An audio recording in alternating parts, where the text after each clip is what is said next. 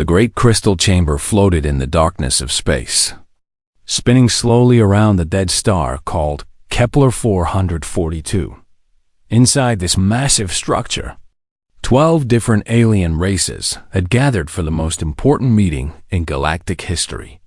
The chamber's walls glowed with a soft blue light, casting strange shadows on the creatures that filled the room. Admiral Zephrix stood at the center of the chamber, his forearms spread wide as he addressed the council.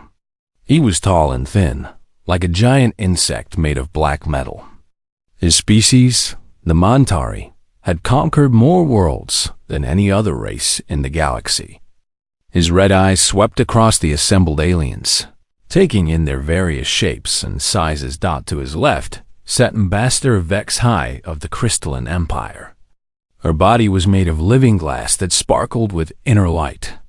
She had ruled over 1,000 crystal worlds for 300 years.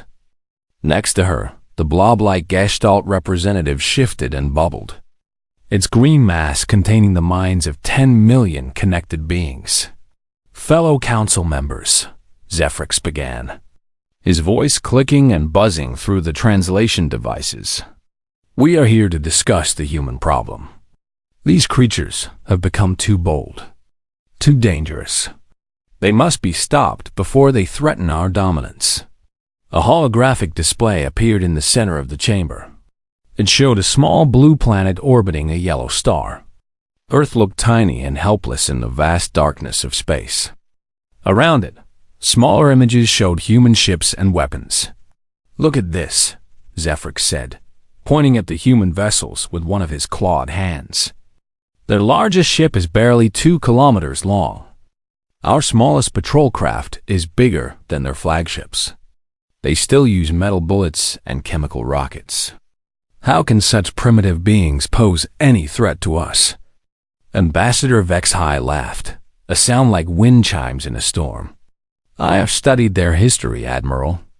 These humans only learned to fly through space 200 years ago. We've been traveling between stars for 50,000 years. They are nothing but clever animals who found some old technology." The Gestalt representative spoke next, its voice a chorus of different tones.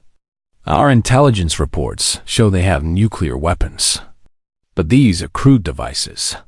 We destroyed our last nuclear weapon 1,000,000 years ago when we invented matter conversion beams." Zephrix nodded and changed the holographic display. Now it showed human soldiers carrying rifles and wearing simple armor. "Look at their military equipment. They still fight with projectile weapons, bullets and shells and rockets. We have plasma cannons that can melt through any armor they possess." A new voice joined the conversation. It belonged to Fleet Commander Dexara of the Void Swimmers, a race that looked like floating jellyfish made of dark energy. "Their shields are weak. Their armor is basic metal and ceramic. Our quantum disruptors will tear through their defenses like they are made of paper." "Exactly," Zephrix said with satisfaction. "Which is why I propose a simple demonstration. We send one fleet to their home system. We show them our superior firepower. They will surrender immediately when they see what real military technology looks like." The council members began to murmur among themselves in dozens of different languages. The translation devices worked overtime to keep up with all the conversations happening at once. "How many ships would you need?" asked Representative Kolthrak of the Metal Eaters, whose robotic body gleamed with polished steel. "Our 7th fleet should be more than enough," Zephrix replied confidently. 200 ships, including 5 dreadnoughts. Each of our dreadnoughts is 50 times larger than anything the humans have built. Each one carries enough firepower to destroy a moon." Ambassador HFY tilted her crystalline head thoughtfully. "And if they refuse to surrender?" "They will not refuse," Zephrix said with absolute certainty. "When they see our ships appear in their sky, when they feel the power of our weapons, they will beg for mercy. No species has ever resisted us once they understood the difference in our capabilities." The Gestalt representative pulsed with agreement. Our psychologists have studied human behavior.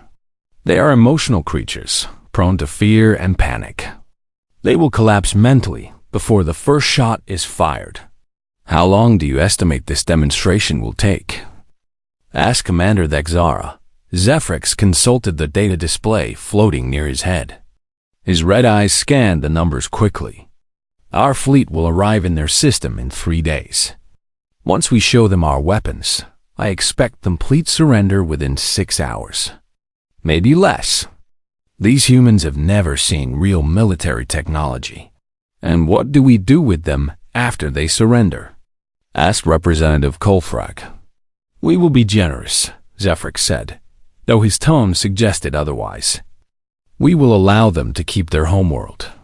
They can serve as a client species, providing raw materials and labor for our empire.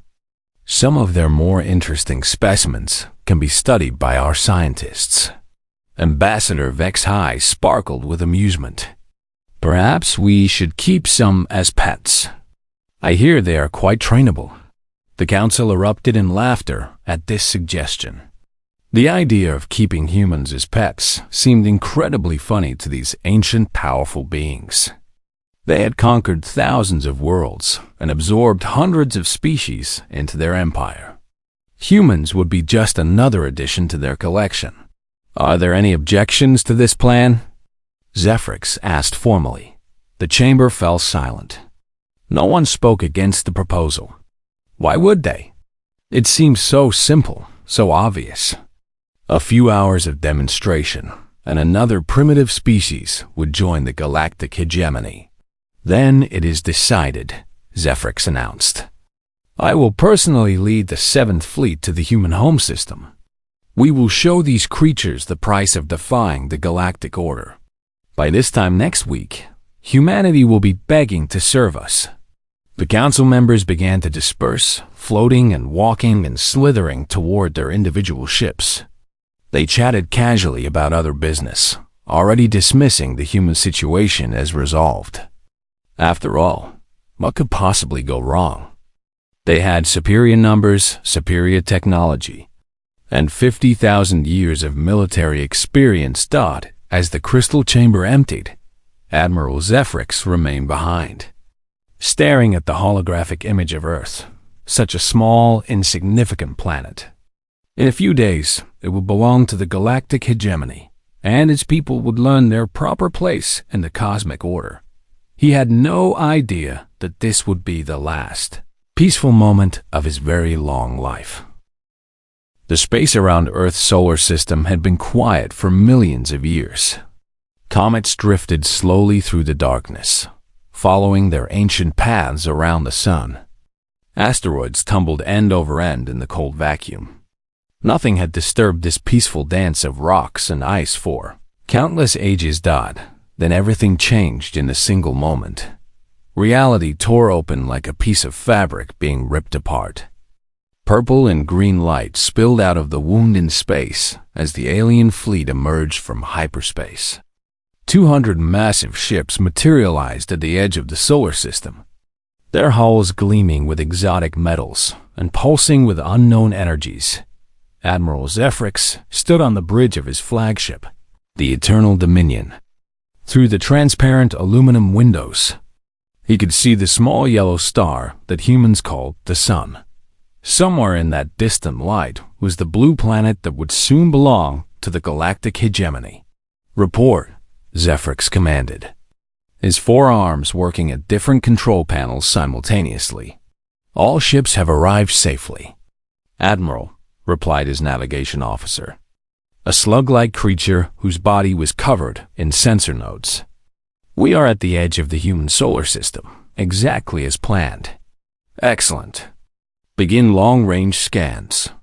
I want to know where every human ship is located.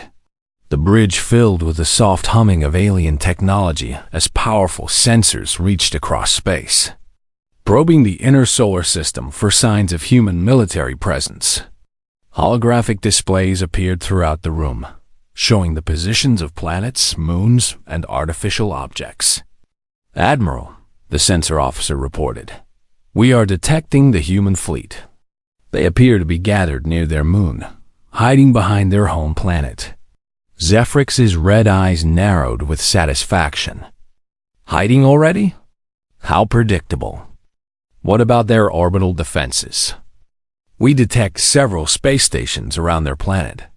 They appear to be protected by energy shields of some kind. Nothing our weapons cannot handle. Good. Open a communication channel to the human home world. It is time to make our demands. The communication officer, a being that looked like a living crystal tree, activated the ship's transmitters. The signal would reach Earth in just a few minutes. Traveling at light speed across the vast distances of space on Earth. Admiral Sarah Chun sat in the command center of the Terran Defense Force. She was a small woman with gray hair and sharp eyes that missed nothing.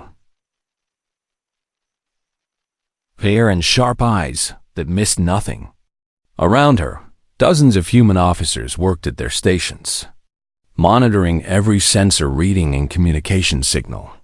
Admiral called Lieutenant Commander Rodriguez from the communication station. We're receiving a transmission from the alien fleet. They're broadcasting on all frequencies. Put it on the main screen, Chun ordered calmly.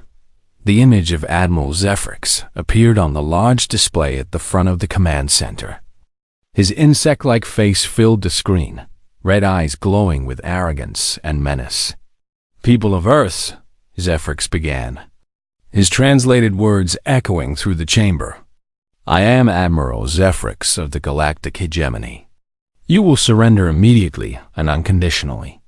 You will disarm all your military forces and submit to our authority. You have 1 hour to comply, or we will demonstrate the consequences of defying the galactic order. The transmission ended, leaving the command center in silence. For a moment, no one spoke. Then Admiral Chun smiled slightly and turned to her communications officer. Lieutenant Commander Rodriguez, please send the following reply. We respectfully decline your generous offer. Rodriguez stared at her for a moment, then grinned and began typing. Message sent, Admiral. In space, Admiral Zephrix received the human response with surprise and anger. No species had ever refused his demands so quickly or so politely. He had expected fear, panic, maybe desperate attempts at negotiation. Instead, these humans had simply said no. They mock us, hissed his tactical officer, a snake-like being with scales that change color with emotion. They think we are bluffing. Then we will show them otherwise, Zephrix replied coldly. All ships, advance to attack positions. Prepare for orbital bombardment. The alien fleet began to move inward toward Earth, their massive ships accelerating smoothly through the vacuum of space. Their hulls gleamed with weapon ports and shield generators. Each vessel a masterpiece of military engineering that had taken decades to build as they approached Earth. Their sensors began to pick up more details about the human defenses. The orbital stations were larger than they had first appeared, and there were more of them. Energy readings suggested the humans had better shield technology than expected. Admiral, the sensor officer reported, I am detecting some unusual readings from the human fleet near their moon. Their ships appear to be different than our intelligence reports suggested. Different how? Zephrix demanded. They are smaller than we expected, but much denser. The metal content is extremely high, and there are more of them hiding throughout their solar system. Zephrix waved a dismissive claw. Irrelevant. Numbers mean nothing when facing superior technology. Begin the demonstration. Target their major cities with low-power plasma beams. Just enough to make them understand what we could do if we chose. The alien dreadnoughts powered up their main weapons. Enormous energy cannons emerged from hidden compartments, each one capable of melting a mountain. Purple light began to build up in the firing chambers as the weapons prepared to fire. Weapons ready. Admiral, reported the tactical officer. Fire. Brilliant beams of superheated plasma lanced across space toward Earth. Each beam carried enough energy to vaporize a city block. But Zephrix had ordered them set to low power. This was just a demonstration, after all. The real destruction would come later if the humans continued to resist. The plasma beams struck Earth's atmosphere and were absorbed by shimmering barrier fields that surrounded the entire planet.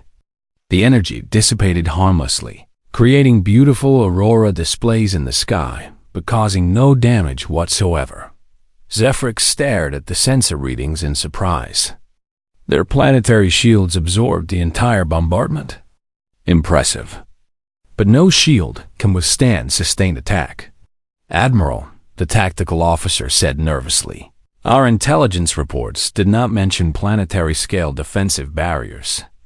This technology is more advanced than we anticipated.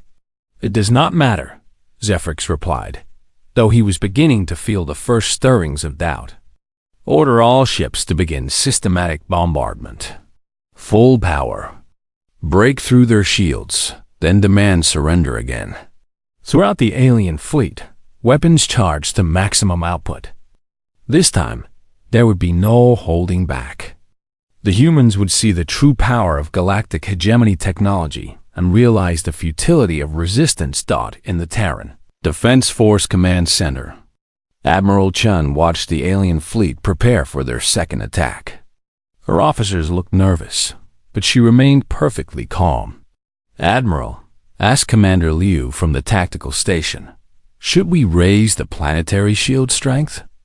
No need, Chen replied quietly. Let them wear themselves out. When they're finished with their light show, we'll respond. She turned to another officer in a different station. Commander Park, signal the Prometheus.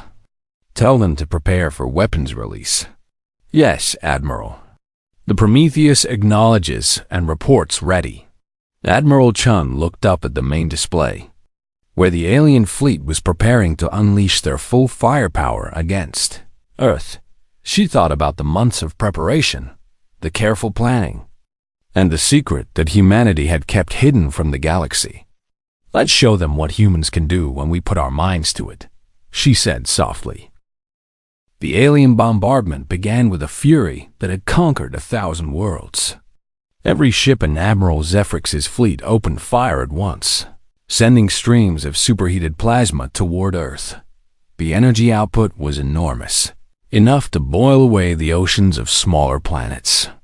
Purple and green beams of destruction crossed the darkness of space, like the fingers of angry gods. Earth's shields flared brighter as they absorbed the incoming energy. The barrier fields that surrounded the planet glowed with rainbow colors, dispersing the alien weapons' power harmlessly into space. For 20 minutes, the bombardment continued without pause. The aliens poured enough firepower to level continents into Earth's defenses. Admiral Zephrix watched the display with growing frustration. His red eyes tracked the energy readings as his ships emptied their weapon capacitors into the human shields. The barriers flickered and wavered under the assault, but they did not break. Report, he commanded tersely. Admiral, his tactical officer replied nervously. We have expended 60% of our fleet's energy reserves. The human shields have absorbed everything we have thrown at them. They are weakening, but very slowly. How is this possible? Zephrix demanded. Our intelligence said these humans were primitive. Their technology should be thousands of years behind ours. The sensor officer's body changed from blue to worried purple. Admiral, I think our intelligence may have been incomplete. These shields are not primitive at all. They are using some kind of distributed field generation we have never encountered before. Zephrix's forehands clenched into fists. This was not how the demonstration was supposed to go. The humans should have surrendered after the first attack. Instead, they were making the mighty 7th Fleet look foolish. Continue firing, he ordered. Double our output. I want those shields down within the hour. In the TDF command center, Admiral Chun watched the alien bombardment with professional interest. Her officers monitored shield strength and power distribution across the planetary defense grid.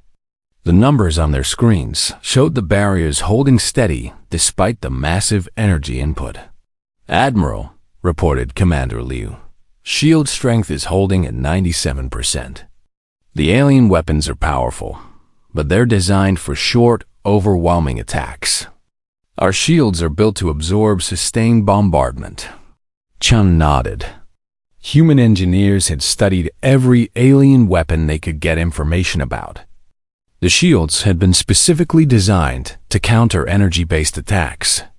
It was like wearing armor designed to stop bullets when your enemy insisted on throwing stones. "Time to respond," Chun said calmly. She turned to the communication station. "Commander Rodriguez, open a channel to all ships." "Priority Alpha. Channel open, Admiral." Chun's voice carried across space to every human vessel in the solar system. Her words were simple and quiet, but they would change the course of galactic history. "All ships, this is Admiral Chun. The demonstration phase is over. Prometheus, you are weapons-free. Show them what humans can do."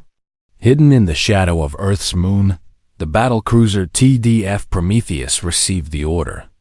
Captain Maria Santos, a veteran of the Belt Wars, sat in her command chair and smiled grimly.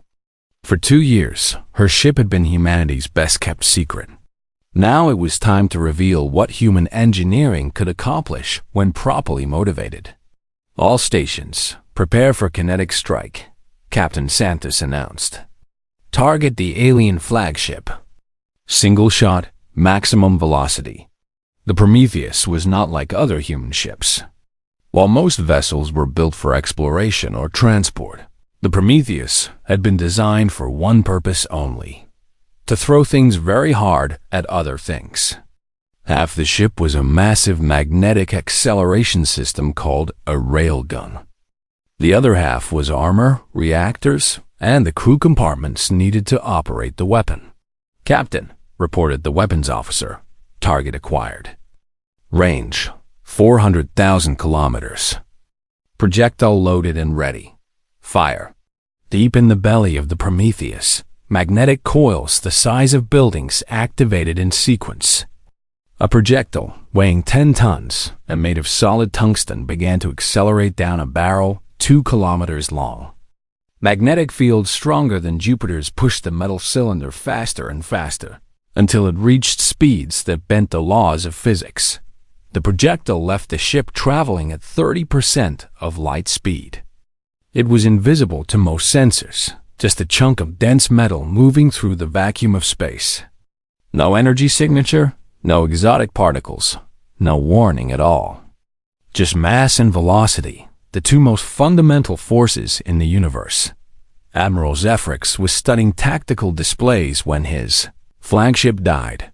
The tungsten projectile hit the Eternal Dominion amidships, passing completely through the vessel in a fraction of a second. But at relativistic speeds, even a small piece of matter carries devastating energy. The kinetic impact released more power than a nuclear bomb, vaporizing everything for hundreds of meters in all directions.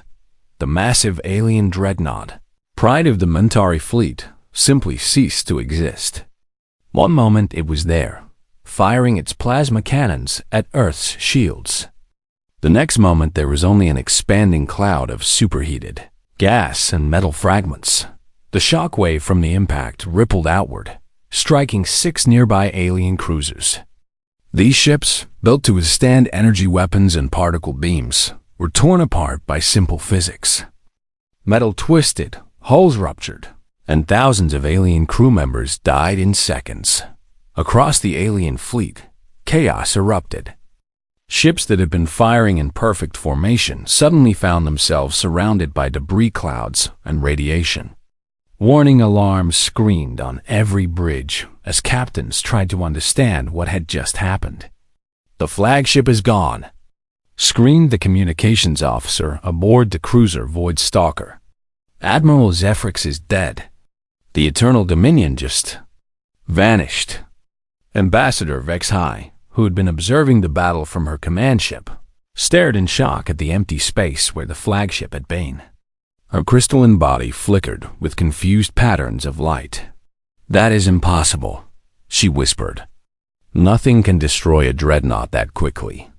Our sensors detected no energy weapon, no missile launch, nothing." The surviving alien ships began to panic. They had never encountered a weapon that could destroy their largest vessels without any warning. Their energy shields, designed to deflect plasma and particle beams, had been useless against solid matter moving at impossible speeds. "All ships, evasive maneuvers," ordered Fleet Commander Dex Ara, now the senior officer in the decimated fleet. "We are under attack by unknown weapons." But there was nowhere to run. Human ships began emerging from hiding places throughout the solar system. They had been concealed behind asteroids, within the rings of Saturn, and in the shadows of Jupiter's moons.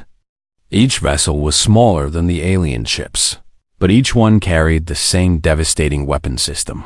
On Earth, Admiral Chun watched the tactical display with satisfaction. The alien fleet was scattered and confused, exactly as she had hoped. The demonstration was working perfectly. "Signal all ships," she ordered. "Begin Phase 2. Show them that the Prometheus was not alone." Throughout the solar system, human vessels powered up their kinetic weapons. Each ship selected a target from the alien fleet. Each captain prepared to fire a single, carefully aimed shot. The aliens had come to Earth expecting to face energy weapons and primitive defenses. Instead, they had encountered something their advanced civilization had forgotten: the simple, unstoppable power of rocks thrown really, really hard. And the war had only just begun. The destruction of Admiral Zephrix's flagship was just the beginning.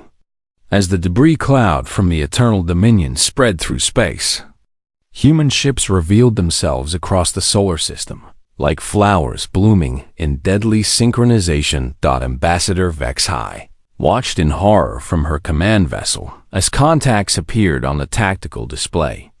Human ships emerged from behind asteroids where they had been hiding for days.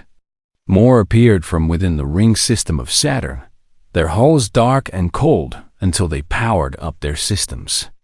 Even more ships detached themselves from the shadows of Jupiter's moons, where they had been waiting patiently for this moment. "How many of them are there?" she demanded, her crystalline body flashing with frightened colors. "Unknown, Ambassador," replied her tactical officer, a nervous creature that looked like a walking tree. "Our sensors are detecting at least 50 human vessels. Maybe more. They have been hiding throughout their solar system." 50 ships against 200 of ours," Vexai said, trying to regain her confidence. "We still outnumber them 4-1. Order all vessels to target the human ships. Destroy them before they can attack again." But even as she gave the order, she knew something was terribly wrong. The human ships were not behaving like any military vessels she had ever encountered. They were not trying to close to fighting distance or form battle lines. Instead, they were spreading out, each ship taking a position with clear lines of sight to the alien fleet. Aboard the human destroyer TDF Yorktown, Captain James Park watched his targeting computer calculate firing solutions for 3 different alien cruisers. His ship had been hiding in the asteroid belt for 6 days, waiting for this moment. The crew had practiced the attack sequence hundreds of times. "Target acquired," reported his weapons officer. "Alien cruiser bearing 27 Mark IV. Range, 200,000 kilometers. Fire." Captain Park ordered calmly. The Yorktown's kinetic cannon sent another tungsten projectile racing through space at incredible speed. The alien cruiser Crimson Fang had just enough time to detect the incoming object before it punched completely through the ship's hull, engine room, and command bridge. The vessel broke in half, its sections spinning away in different directions as atmosphere and crew members spilled into the vacuum. Across the solar system, the same scene repeated itself dozens of times. Human ships fired single shots with devastating accuracy. Each projectile was aimed at a critical point on its target.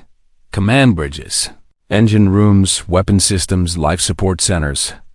The aliens' advanced armor, designed to resist energy weapons, crumpled like paper against solid tungsten moving at relativistic speeds.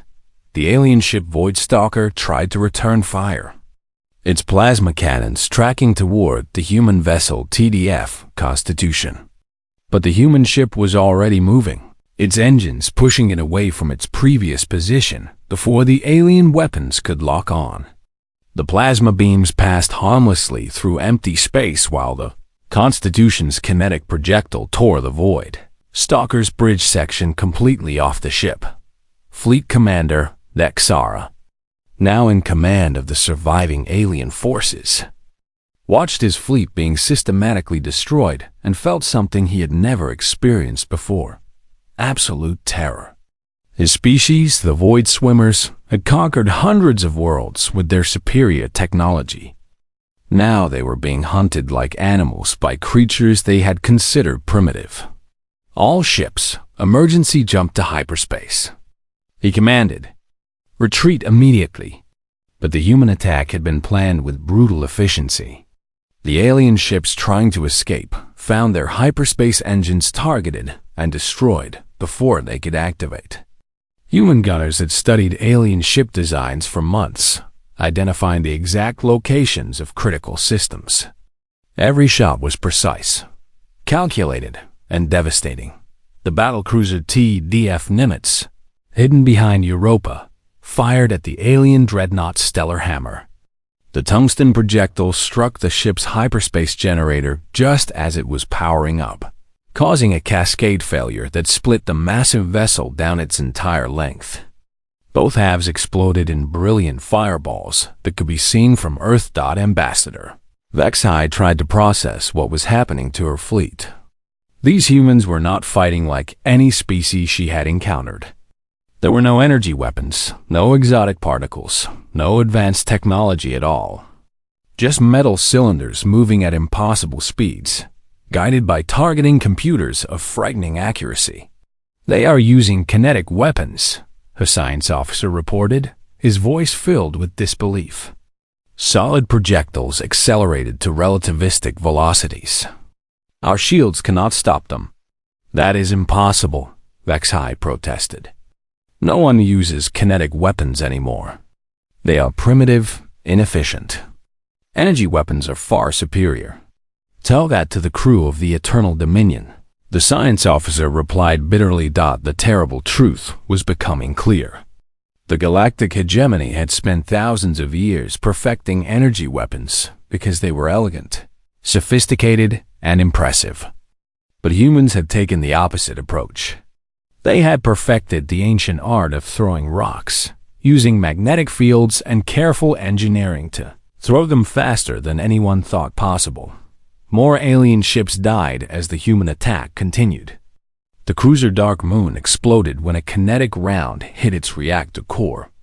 The destroyer Swift Death broke apart when its command section was vaporized. The carrier Nest of Stars listed helplessly as multiple projectiles. Destroyed its engine pods and weapon systems. Captain Santos aboard the Prometheus was preparing to fire again when her communications officer called out, "Captain, we're receiving a transmission from the alien fleet. They're trying to surrender." Santos looked at her tactical display, where alien ships were broadcasting surrender signals on all frequencies. But Admiral Chun's orders had been very specific. Demonstrate overwhelming human capability. Show the aliens that resistance was futile. Continue the attack, Santos ordered. We fire until Admiral Chun tells us to stop.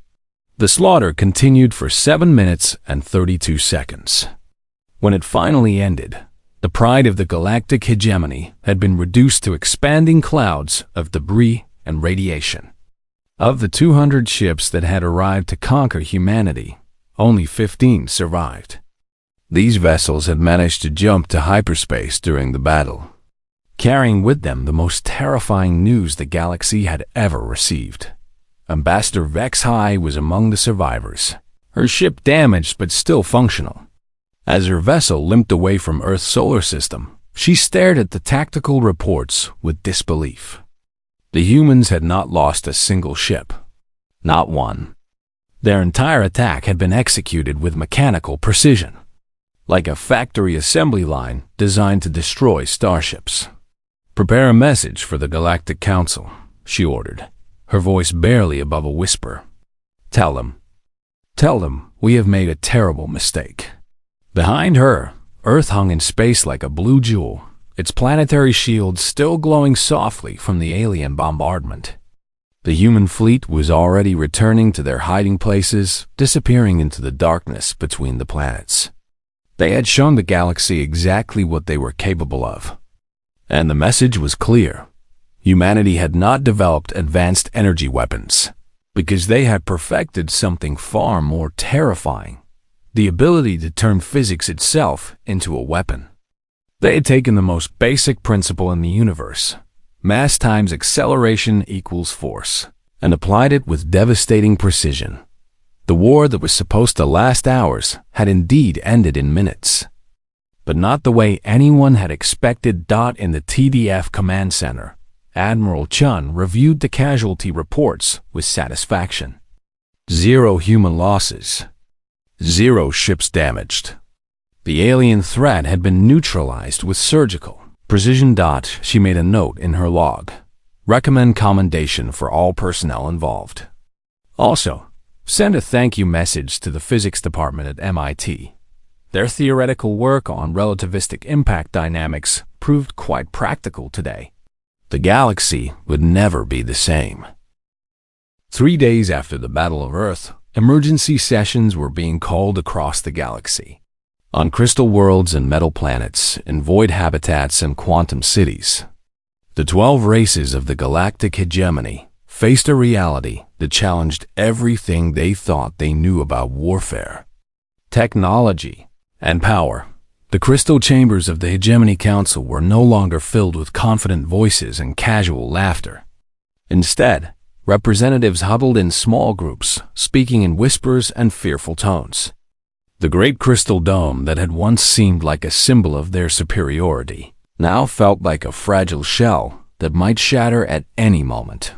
Representative Colfrack of the Metal Eaters stood at the center of the chamber, his robotic body displaying holographic footage from the battle. The images showed human ships emerging from hiding, firing single shots, and watching alien dreadnoughts explode into debris clouds. Over and over, the same pattern repeated. 1 shot, 1 kill. "This cannot be real," whispered the Gestalt representative, its blob-like form shaking with terror.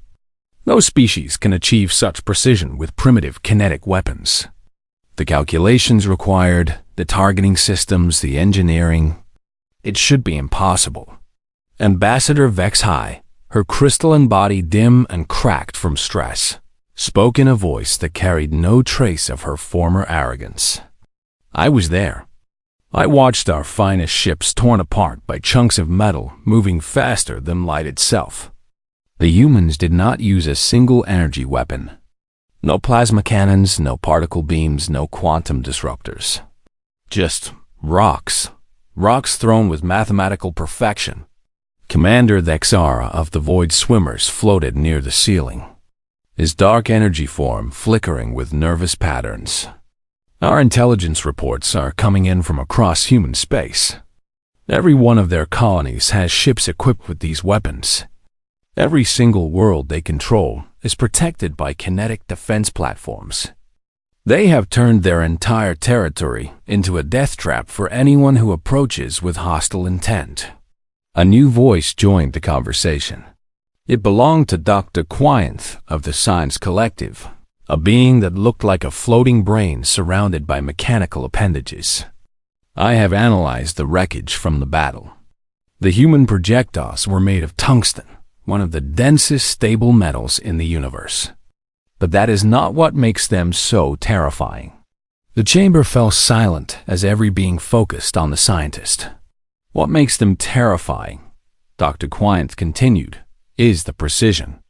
Every shot was calculated to hit exactly the right spot on each target. Engine rooms, command centers, weapon systems. The humans knew exactly where to aim for maximum damage. They have studied our ship designs for years, maybe decades, learning our weaknesses while we ignored their strengths. Representative Colthrak processed this information through his quantum processors. You are saying they planned this entire war in advance? Not just planned, Dr. Quinth replied. They prepared. While we were developing more sophisticated energy weapons, they were perfecting the science of kinetic warfare. Their ships are not just weapons platforms. They are precision instruments designed to deliver unstoppable force with perfect accuracy. The implications of this revelation rippled through the chamber like shockwaves. The humans had not stumbled into military technology by accident.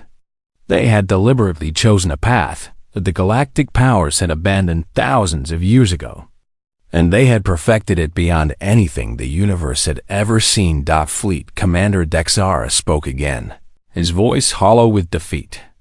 I have received reports from our intelligence networks.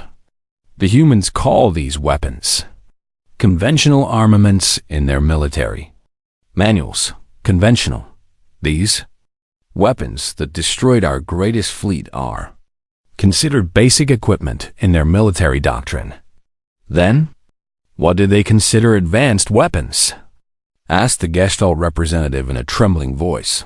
No one answered that question.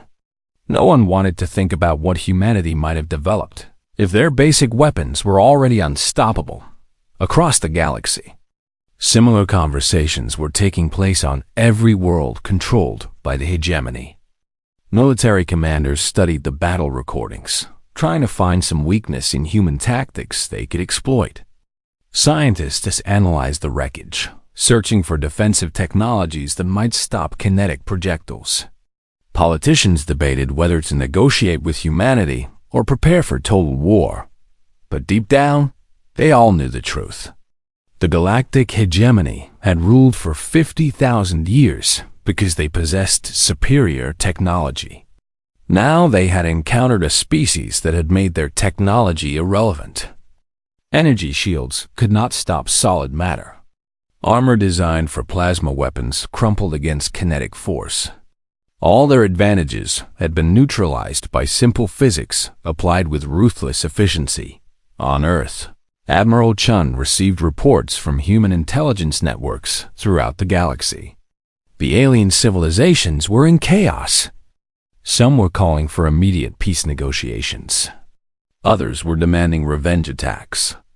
A few were even suggesting that they abandon their territories and flee to distant galaxies where humans might never find them. Admiral, reported Commander Rodriguez, we're receiving diplomatic communications from 17 different alien governments. They all want to negotiate separate peace treaties. Chun smiled slightly. The plan was working exactly as intended. The destruction of the Seventh Fleet had not been about conquest or revenge. It had been about sending a message that every species in the galaxy would understand. Humanity was not to be trifled with. Send the same response to all of them, Chun instructed. The Terran Federation is willing to discuss peaceful diplomatic relations with any species that approaches us with proper respect and good intentions. However, any future military actions against human territory or citizens will be met with overwhelming force. 3 days later, the Galactic Hegemony Council held its final session. The 12-member races could not agree on any course of action. Some wanted to surrender immediately. Others called for a massive military buildup to counter the human threat. The Crystalline Empire demanded that they share their weapons technology with humanity in exchange for protection. The Metal Eaters suggested fleeing to another galaxy entirely. In the end, they could reach no consensus. The council that had ruled the galaxy for millennia dissolved in a few hours of bitter argument and mutual recrimination. Each race retreated to their own territory, leaving the galactic government in ruins. Ambassador Vex High was among the last to leave the crystal chambers. As she walked through the corridors where she had once planned the conquest of hundreds of worlds, she thought about the humans and their terrible efficiency. They had destroyed not just a fleet, but an entire political system, without firing a shot at any world, except in self-defense. Word of the hegemony's collapse spread through the galaxy at light speed. On 1,000 worlds, subject species began to rebel against their alien overlords. Trade routes collapsed as no one could agree on who was in charge. Ancient enemies began settling old scores without the Council to maintain order. In human space, Admiral Chun watched these developments with professional interest. Humanity had never intended to rule the galaxy. They had simply wanted to be left alone to develop their civilization in peace. But peace, she had learned, sometimes required the credible threat of overwhelming violence. "Admiral," asked Commander Liu, "what do we do now? The entire galactic order has collapsed."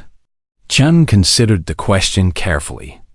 Humanity had the strongest military in the galaxy, but they lacked the resources and population to rule effectively over thousands of alien worlds. They needed a different approach.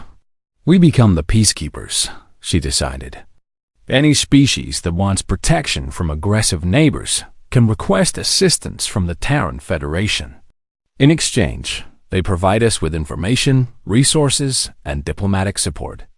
We don't conquer anyone, but we make sure no one conquers anyone else." It was an elegant solution.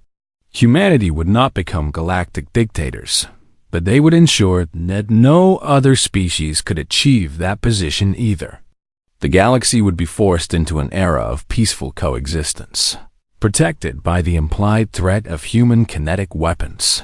6 months later, the new galactic order was taking shape. The Terran Protection Accord had been signed by over 300 species, creating a mutual defense pact backed by human military technology. Trade resumed along secure shipping lanes patrolled by human vessels. Scientific cooperation flourished as species shared knowledge without fear of conquest. Admiral Chun stood in her office, looking out at the blue curve of Earth below. In her desk drawer was a simple reminder of how quickly everything had changed. A small piece of tungsten, no bigger than her thumb, mounted on a wooden base. A gift from the crew of the Prometheus with an inscription that read, "Sometimes the best advanced technology is really good basic technology." She smiled and returned to her reports. Somewhere in the galaxy, alien scientists were probably still trying to develop defenses against kinetic weapons. They would fail, of course. You cannot defeat physics with technology. You can only work with physics or be crushed by it. The humans had learned that lesson long ago, back when their ancestors had first picked up stones and learned to throw them at their enemies. Some things never changed, even among the stars.